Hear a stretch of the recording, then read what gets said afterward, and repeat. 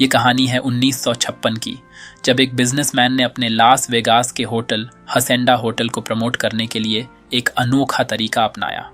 ये कहानी है दो साहसी पायलटों रॉबर्ट टिम और जॉन कुक की, जिन्होंने किसी प्लेन को सबसे लंबे समय तक लगातार उड़ाने का रिकॉर्ड बनाया। ये साल 1956 था। लास वेगास में एक नया होटल हासिएंदा होटल और कसिनो खुला था। होटल के मालिक चाहते थे कि उनके होटल का प्रमोशन बहुत अच्छे से हो, ताकि ज़्यादा से ज़्यादा लोग उनके होटल के बारे में जान सके। उन्हीं की टीम के सदस्य रॉबर्ट टिम के दिमाग में एक अद्भुत विचार आता है।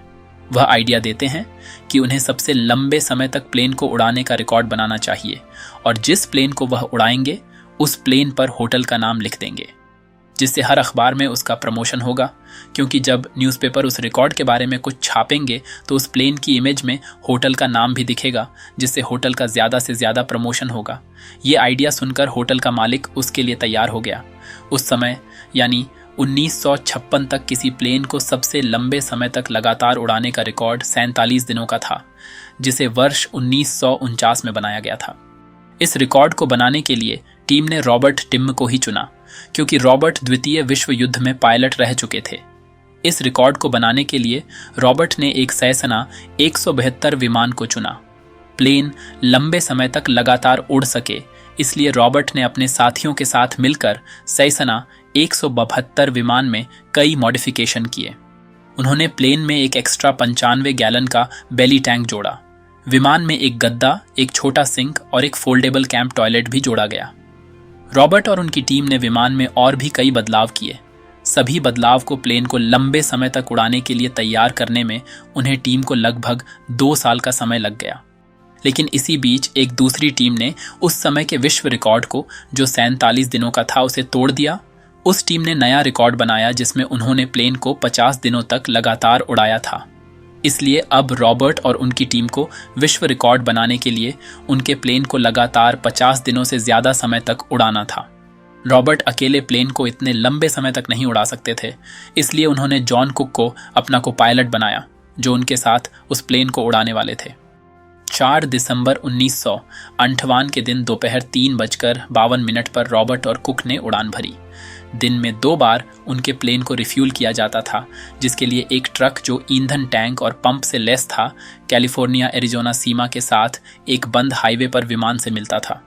सेसना 20 फीट की ऊंचाई पर उड़ान भरता और एक इलेक्ट्रिक विंच का उपयोग करके हौज को नीचे गिराता और रिफ्यूलिंग हौज को पकड़ता था। टिम या कुक दरवाजे के बाहर एक प्लेटफॉर्म पर खड़े होकर हौज को बेली टैंक में डालते, जिसमें लगभग 3 मिनट लगते थे। उनके पूरे उड़ान के दौरान उनके प्लेन को 128 बार रिफ्यूल किया गया। कुछ दिनों तक उनका विमान बिना किसी परेशानी के लगातार उड़ता रहा, लेकिन धीरे धीरे उन्हें कई मुसीबतों का सामना करना पड़ा। 39वें दिन उनका जनरेटर खराब हो गया, जिससे प्लेन की लाइट चली गई और उन्हें गर्मी में ही रहना पड़ता था। ईंधन ट्रांसफ़र करने के लिए उन्हें हैंड पंप का उपयोग करना पड़ता था। हालांकि कुछ दिनों तक इसी तरह गुजारा करके उन्होंने 50 दिन के तत्कालीन रिकॉर्ड को तोड़ दिया था, लेकिन रॉबर्ट और कुक ने फैसला किया कि वे जब तक हो सके प्लेन को ऊपर उड़ाते रहेंगे। एक रात जब रॉबर्ट सो रहे थे और कुक प्लेन को उड़ा रहे थे, तब अचानक कुक को नींद आ गई और वे सो गए। लेकिन ऑटो पायलट होने की वजह से प्लेन उड़ता रहा, और जब कुक की नींद खुली तब उन्होंने प्लेन का कंट्रोल लिया। लेकिन उनकी किस्मत खराब थी, क्योंकि अगले दिन ही प्लेन में मौजूद ऑटो पायलट सिस्टम भी फेल हो गया। अब तक जनवरी का महीना बीत चुका था। फरवरी की शुरुआत से ही उन्हें प्लेन उड़ाने में तकलीफ होने लगी, जिसके बाद कुक और रॉबर्ट दोनों ने फैसला किया कि वे 7 फरवरी को प्लेन को लैंड कर देंगे। जिसके बाद उन्होंने 7 फरवरी 1959 के दिन प्लेन को लैंड कर दिया। इसके साथ ही उनका नाम एक विश्व रिकॉर्ड के रूप में दर्ज हो गया। रॉबर्ट और कुक के नाम एक विमान को लगातार 64 दिन 22 घंटे 19 मिनट तक उड़ाने का विश्व रिकॉर्ड बन गया। आज तक उनका यह रिकॉर्ड कोई नहीं तोड़ पाया है। अगर आपको यह वीडियो पसंद आई हो तो इसे लाइक और शेयर करें। हमारे चैनल को सब्सक्राइब करना न भूलें। जय हिंद, जय भारत।